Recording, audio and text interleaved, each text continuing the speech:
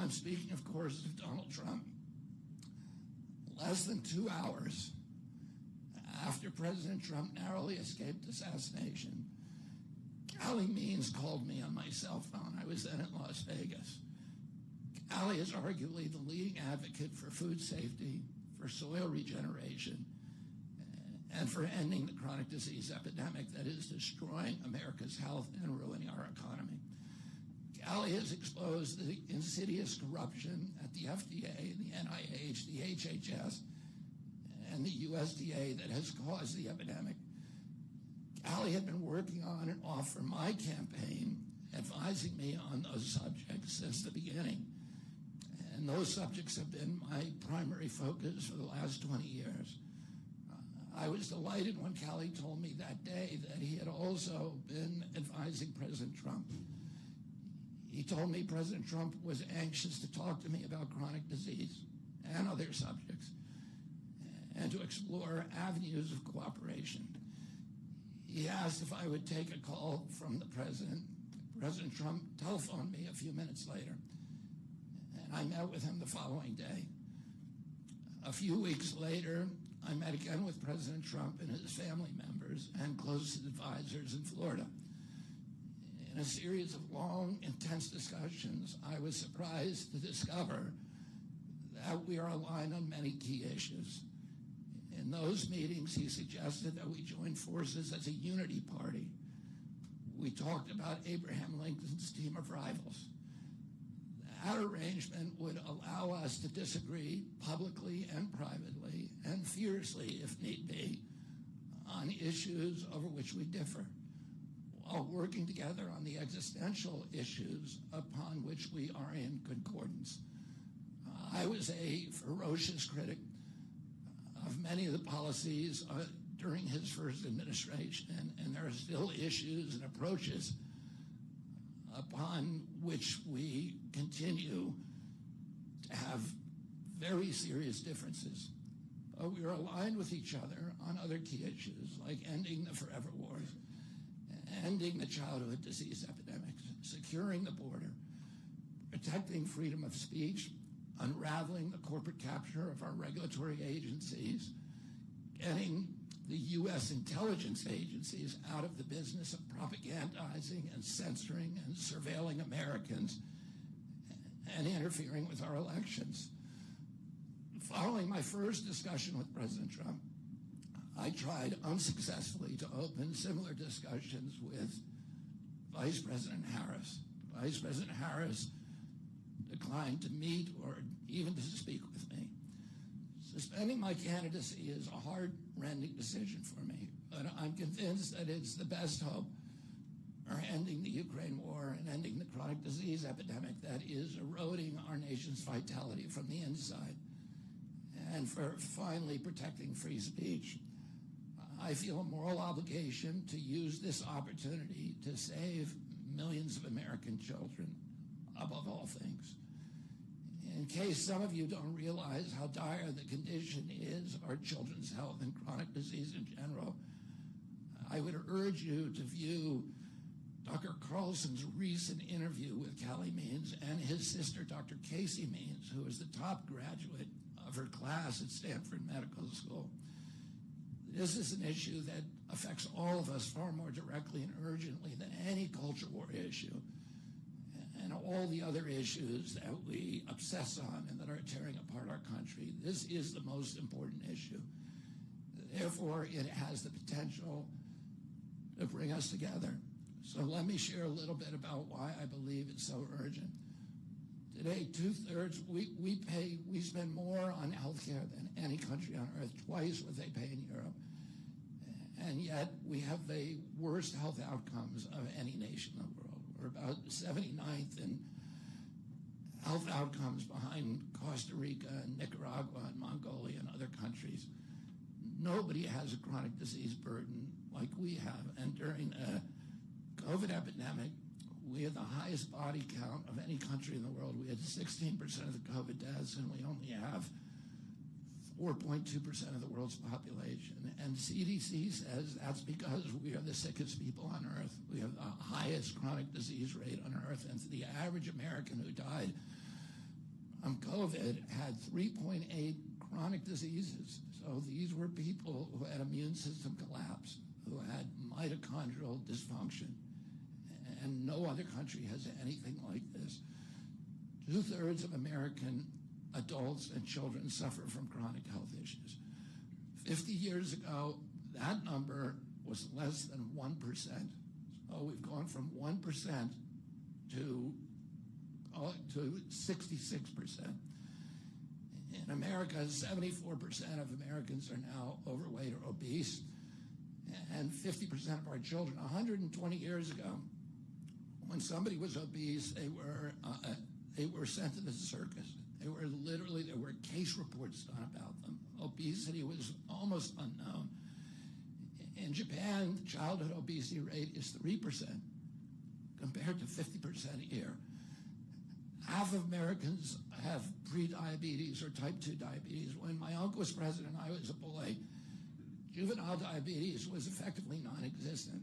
A typical pediatrician would see one case of diabetes during his entire career, a 40 or 50-year career. Today, 1 out of every 3 kids who walks through his office door is diabetic or pre-diabetic, and the mitochondrial disorder that caused diabetes also causing Alzheimer's, which is now classified as diabetes, and it's costing this country more than our military budget every year.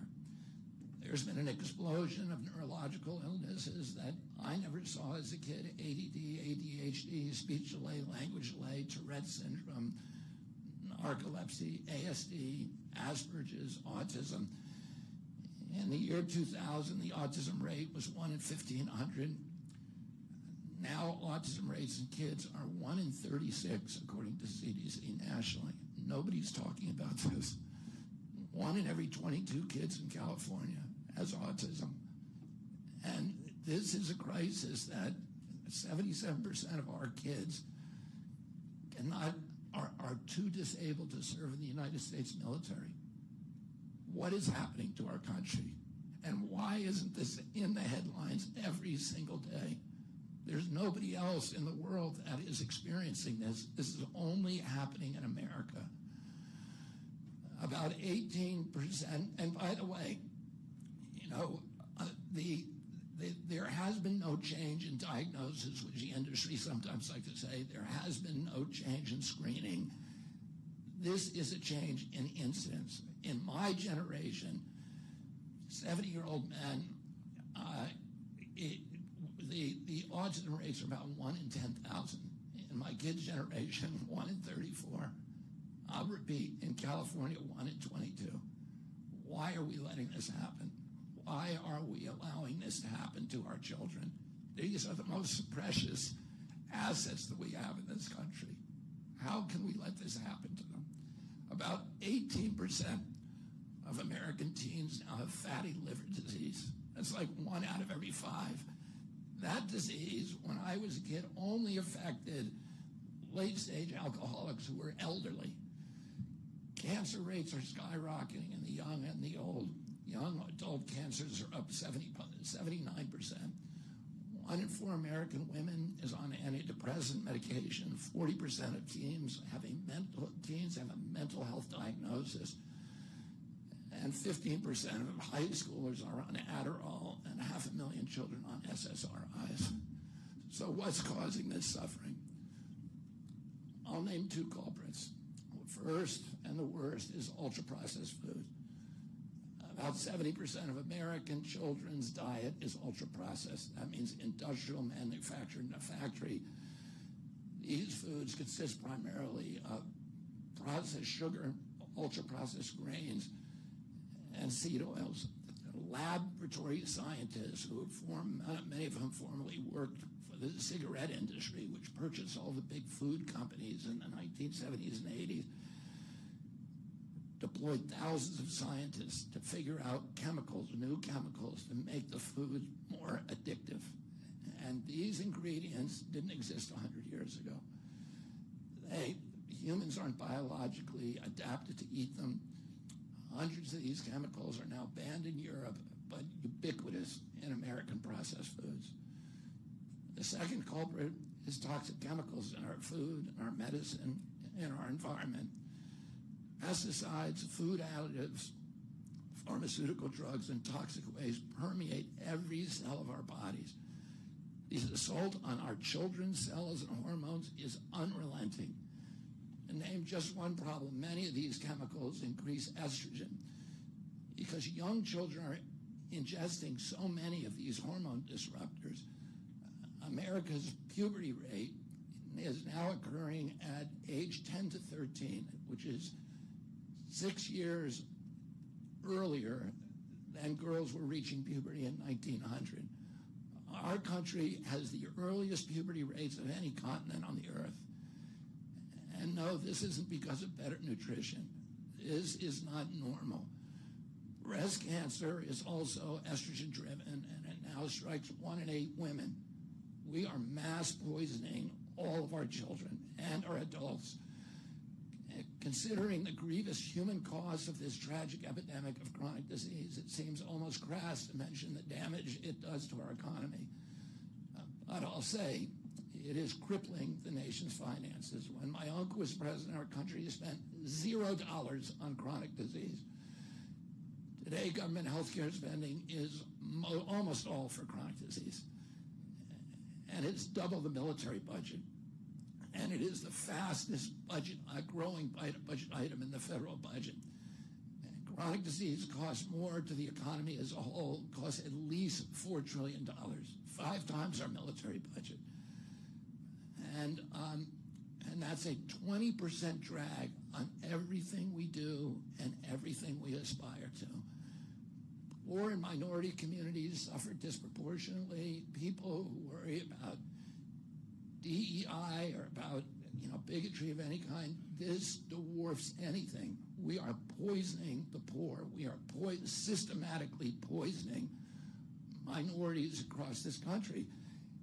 Industry lobbyists have made sure that most of the food stamp lunch program, about 70% of food stamps and about 70 or 77% of school lunches are processed foods. There's no vegetables. There's nothing that you would want to eat. We are just poisoning the poor citizens, and that's why they have the highest chronic disease burden of anybody, any demographic in our country, and the highest in the world. The same food industry lobbied to make sure that nearly all agricultural subsidies go to commodity crops that are the feedstock of processed food industry. These policies are destroying small farms, and they're destroying our soils. We give about, I think, 8 times as much in subsidies to tobacco than we do to fruits and vegetables. It makes no sense. If we want a healthy country, the good news is that we can change all this. We can change it very, very quickly. America can get healthy again. To do that, we need to do 3 things. First, we need to root out the corruption in our health agencies. Second, we need to change incentives in our healthcare system. And third, we need to inspire Americans to get healthy again. 80% of NIH grants go to people who have conflicts of interest. These are the people, virtually everybody who sits, Joe Biden just appointed a new panel to NIH to decide the food recommendations. And they're all people who are from the industry. They're all people who are from the processed food companies. They're deciding what Americans, hear is healthy. And the recommendations on the food pyramid and what goes to our school lunch programs, what go to the program, the Swiss program, the food stamp programs. They're all corrupted and conflicted individuals. These agencies, the FDA, USDA, and CDC, all of them are controlled by giant for-profit corporations. 75% of the FDA's funding doesn't come from taxpayer, it comes from pharma. And pharma executives and consultants and lobbyists cycle in and out of these agencies. With President Trump's backing, I'm going to change that. We're going to staff these agencies with honest scientists. and doctors who are free from industry funding. We're going to make sure the decisions of consumers, doctors, and patients are informed by unbiased science. A sick child is the best thing for the pharmaceutical industry. When American children or adults get sick with a chronic condition, they're put on medication for their entire life. Imagine what will happen when Medicare starts paying for Ozempic, which costs $1,500 a month, and it's being recommended for children as young as 6, all for a condition, obesity, that is completely preventable and barely even existed 100 years ago. And 74% of Americans are obese. The cost, if all of them took their Ozempic prescription, is $3 trillion a year. This is a drug that is made by Novo Nordisk, the biggest company in Europe. It's a Danish company, and the Danish government does not recommend it. It recommends change in diet to treat obesity and exercise. And in our country, the recommendation now is for Ozempic to children at age 6. Novo Nordisk, the biggest company in Europe, and virtually its entire value is based upon its projections of what it's going to sell, of the Ozempic it's going to sell to America. And we have the food lobbyists have a bill in front of Congress today that is backed by the White House, backed by Vice President Harris and President Biden, to allow this to happen. This $3 trillion cost that is going to bankrupt our country. For a fraction of that amount, we could buy organic food for every American family, 3 meals a day, and eliminate diabetes altogether. We're going to bring healthy food back to school lunches. We're going to stop subsidizing the worst foods with our agricultural subsidies. We're going to get toxic chemicals out of our food. We're going to reform the entire food system. And for that, we need new leadership in Washington. Because unfortunately, both the Democrats and the Republican parties are in cahoots with the big food producers, Big Pharma and Big Ag, which are among the DNC's major donors. Vice President Harris has expressed no interest in addressing this issue.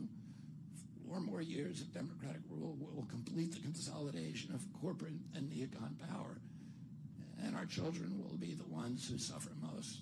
I got involved with chronic disease 20 years ago, not because I chose to or wanted to. It was essentially thrust upon me. It was an issue that should have been central to the environmental movement. I was a central leader at that time, but it was widely ignored by all the institutions, including the NGOs, who should have been protecting our kids against toxins. It was an orphaned issue, and I had a weakness for orphans. I watched generations of children get sicker and sicker. I had 11 siblings, and I had 7 kids myself. I was conscious of what was happening in their classrooms and to their friends, and I watched these sick kids, these damaged kids. In that generation, almost all of them are damaged. And nobody in power seemed to care or to even notice. For 19 years, I prayed every morning that God would put me in a position to end this calamity. The chronic disease crisis was one of the primary reasons for my running for president, along with ending censorship in the Ukraine war. It's the reason I've made the heart-wrenching decision to suspend my campaign and to support President Trump. This decision is agonizing for me because of the difficulties it causes my wife and my children and my friends. But I have the certainty that this is what I've meant to do. And that certainty gives me internal peace, even in storms. If I'm given the chance to fix the chronic disease crisis and reform our food production, I promise that within 2 years, we will watch chronic disease burden lift dramatically. We will make Americans healthy again. Within 4 years, America will be a healthy country. We will be stronger, more resilient, more optimistic, and happier. I won't fail in doing this. Ultimately, the future, however it happens, is in God's hands and in the hands of the American voters and those of President Trump. If President Trump is elected and honors his word, the vast burden of chronic disease that now demoralizes and bankrupts the country will disappear. This is a spiritual journey for me.